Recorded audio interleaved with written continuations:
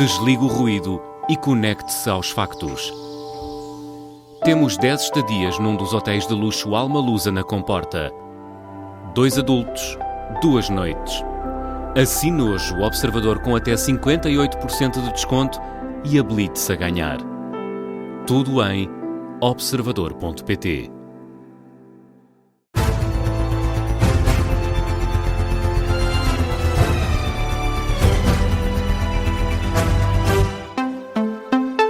Jornal das 8, com edição do Rui Casanova. O Presidente da República vai receber os parceiros sociais em Belém na quarta-feira para pressionar um acordo na legislação laboral.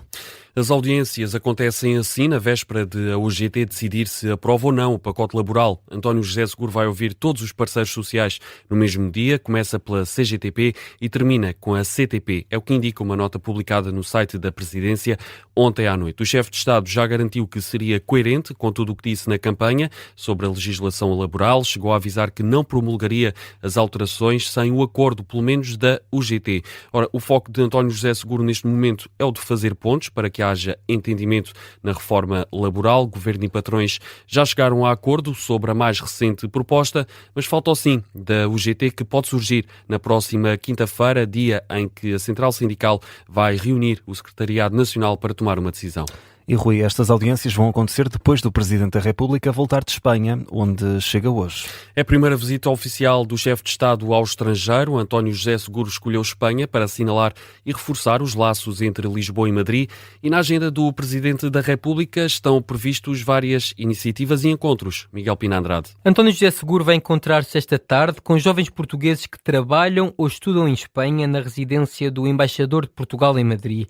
O encontro está marcado para as 5h30 da tarde, hora local. Amanhã o Presidente da República é recebido no Palácio Real pelos reis Filipe VI e Letícia. Vai estar acompanhado da mulher Margarida Maldonado Freitas. O encontro dos chefes de Estado está marcado para 1h da tarde e é seguido de um almoço oferecido pelos reis de Espanha no Palácio da Zarzuela. De acordo com a agenda, António José Seguro segue depois para um encontro com o chefe do governo espanhol, Pedro Sánchez. Vai ser no Palácio da Moncloa. A reunião está prevista para as 4h30 da tarde. É o que indica o programa da primeira visita oficial de António José Seguro ao estrangeiro como Presidente da República. António José Seguro explica que escolheu Espanha para assinalar os laços de profunda amizade, proximidade e cooperação que unem Lisboa e Madrid. O jornalista Miguel Pina Andrade, com a agenda do Presidente da República para hoje e amanhã, durante a visita oficial a Madrid, é a primeira viagem oficial de António José Seguro ao estrangeiro como chefe de Estado. O Governo promete encontrar nos próximos dias uma solução para as dívidas do INEM aos bombeiros. Em causa a decisão da Liga dos Bombeiros Portugueses de rescindir o acordo de cooperação que tem com o INEM, a Liga dos Bombeiros fala em atrasos num valor a rondar os 20 milhões de euros. Ora, o Ministro da Administração Interna, Luís Neves, rejeita que haja uma ruptura entre as duas entidades e garante que, enquanto o assunto não estiver resolvido, o socorro dos portugueses nunca estará em causa. Não há ruptura. Eu estive a falar com a minha colega da Ação Governativa da Saúde, dizer que os bombeiros são absolutamente insubstituíveis. Quer dizer uma palavra de grande conforto aos portugueses, que não vai deixar de haver socorro, e nós, o Governo, nos próximos dias resolverá, encontrará uma solução para resolver a questão colocada pela Liga dos Bombeiros Portugueses. Declarações do Ministro da Administração Interna aos jornalistas em Ponte Sor, no distrito de Porto Alegre. Em comunicado, o INEM justifica os atrasos nos pagamentos com falta de orçamento. Esclarece também que os pagamentos estão fechados até janeiro deste ano e garante que a Liga dos Bombeiros tem sido informada destas dificuldades e dos prazos de pagamento previstos. No Médio Oriente, o Irão avisa que um acordo final de paz com os Estados Unidos ainda está longe. Um aviso que chega pelo principal negociador iraniano. Numa entrevista à televisão estatal do país, divulgada ontem à noite, explica que em alguns pontos as duas partes já chegaram a conclusões, mas há outros em que ainda estão longe de um acordo final. Isto depois de o Irão ter anunciado ontem um novo fecho do Estreito de Hormuz. Teherão invoca repetidas quebras de confiança. Os Estados Unidos mantiveram o bloqueio naval aos portos iranianos. O Irão tinha avisado que, se isso acontecesse, voltaria a fechar o Estreito de Hormuz. Os Estados Unidos não levantaram o bloqueio naval e, por isso, Teherão anunciou ontem de manhã que voltou a fechar o Estreito de Hormuz. Entretanto, as Nações Unidas condenam o ataque que matou um soldado francês em missão de paz no Líbano. O presidente francês Emmanuel Macron acusa o Hezbollah de ser responsável, mas o grupo nega. Ora, o secretário-geral da ONU, António Guterres, condena o ataque numa publicação na rede social X. afirma que estes ataques contra soldados de paz da ONU têm de parar.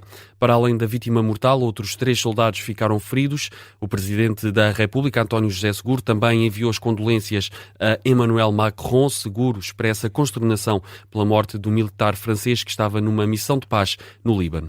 Ainda na atualidade internacional, a Bulgária vai hoje a votos para eleger o Parlamento pela 8ª vez em 5 anos. O ex-presidente nacionalista pró-russo Rumen Radev é o favorito. As sondagens apontam para uma vitória com 1/3 das intenções de voto.